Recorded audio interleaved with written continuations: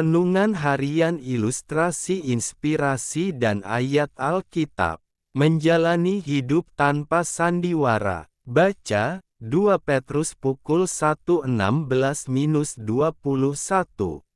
Sebab kami tidak mengikuti dongeng-dongeng isapan jempol manusia, ketika kami memberitahukan kepadamu kuasa dan kedatangan Tuhan kita, Yesus Kristus sebagai Raja, tetapi kami adalah saksi mata dari kebesarannya.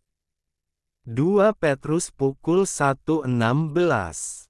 Menurut Kamus Besar Bahasa Indonesia KBBI, kata dongeng memiliki arti cerita yang tidak benar-benar terjadi, terutama tentang kejadian zaman dulu yang aneh-aneh, atau kata, berita dan sebagainya, yang bukan-bukan atau tidak benar, tetapi justru dongeng inilah yang sedang dicari-cari orang di zaman sekarang ini, tak termasuk orang Kristen. Mereka akan mengadakan acara dari dan membukanya bagi dongeng. 2 Timotius 4:4. Mereka seringkali lebih khotbah ringan, yang meninabobokan, khotbah yang bisa membuat tertawa lepas, khotbah yang menghibur. Tanpa disadari, gereja bukan lagi menjadi tempat untuk sungguh-sungguh mencari Tuhan dan kebenarannya, tapi tempat mencari hiburan penghilangan kepenatan. Akhirnya gereja pun dipenuhi dengan orang-orang yang menjalankan peran seperti tokoh-tokoh dalam dongeng, penuh kepura-puraan dan kepalsuan. Para pelayan Tuhan pun saat menjalankan tugas pelayanannya seperti orang yang memerankan tokoh pada sandiwara atau sinetron, menjalankan karakter yang berbeda dari aslinya, berlaku seperti malaikat dengan tutur kata yang santun dan tampak spiritual. Para pembicara menempuh jalur aman, dengan berusaha menyampaikan materi-materi khotbah yang dapat diterima dan menyenangkan jemaat. Banyak orang tidak suka dengan firman Tuhan keras yang berisi teguran dan pertobatan karena dianggap menghalangi untuk menikmati kesenangan dagingnya. Ini adalah jebakan iblis. Padahal teguran keras firman Tuhan bertujuan membangunkan kita dari tidur rohani, mengingatkan kita akan akibat dosa.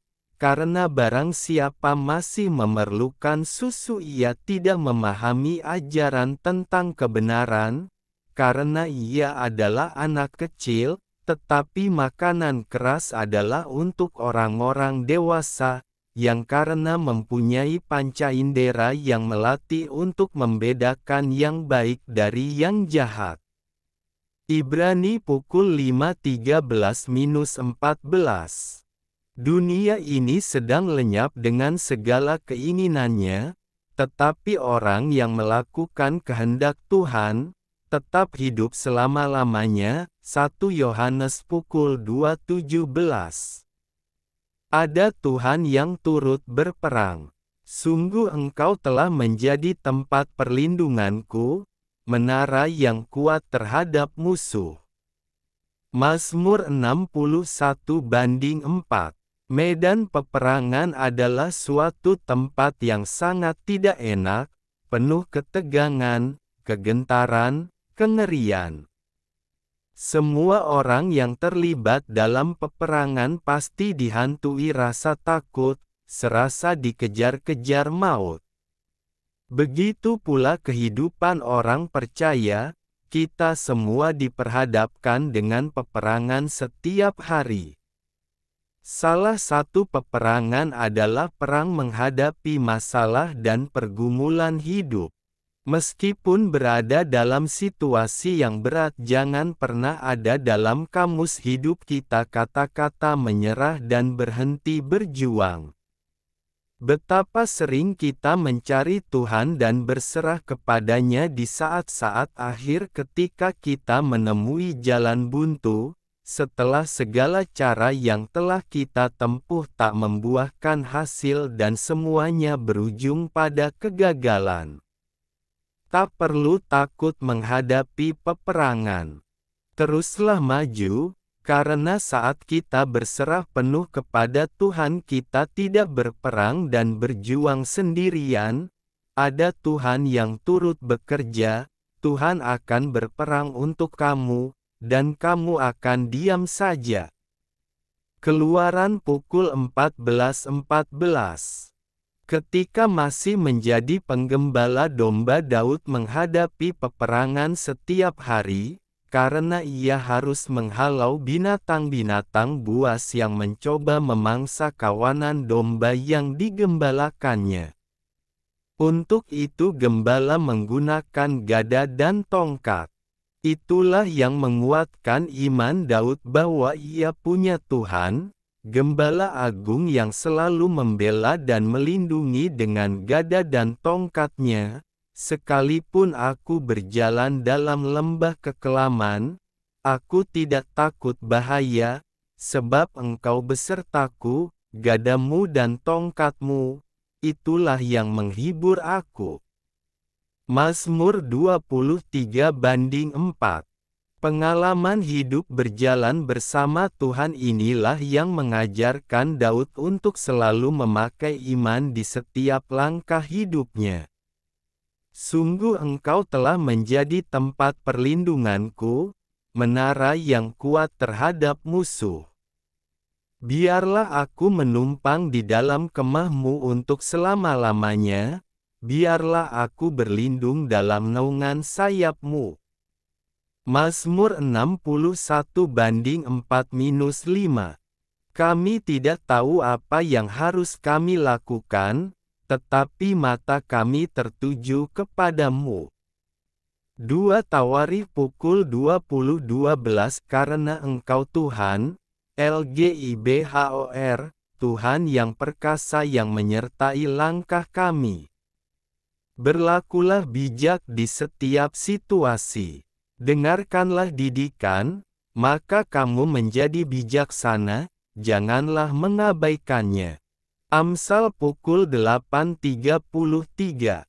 Di tengah situasi dunia yang serba tidak menentu dan mudah sekali berubah, orang percaya dituntut memiliki hati yang bijaksana dalam menyikapi segala sesuatunya. Kalau tidak, kita akan mudah hanyut oleh derasnya arus dunia ini yang membawa kita semakin jauh dari Tuhan. Jika tak punya hati yang bijaksana, kita akan mudah sekali kecewa, sakit hati, marah, putus asa, mengasani diri sendiri, mengikuti keinginan daging. Rasul Paulus menasihati, karena itu, perhatikanlah dengan saksama, bagaimana kamu hidup, janganlah seperti orang bebal, tetapi seperti orang arif, dan pergunakanlah waktu yang ada, karena hari-hari ini adalah jahat. Efesus pukul 5:15-16. Menjalani hari-hari berat ini kita perlu berdoa seperti Musa, ajarlah kami menghitung hari-hari kami sedemikian, hingga kami beroleh hati yang bijaksana. Mazmur 90:12. Secara etimologi bahasa, orang bijaksana adalah orang yang mampu berpikir dengan tepat di setiap keadaan atau situasi, bereaksi dengan sikap hati yang benar setiap peristiwa atau kejadian yang terjadi dalam hidupnya. Bagaimana supaya punya hati yang bijak? Berbahagialah mereka yang memelihara jalan-jalanku. Dengarkanlah didikan, maka kamu menjadi bijak. Amsal pukul 8.32-33.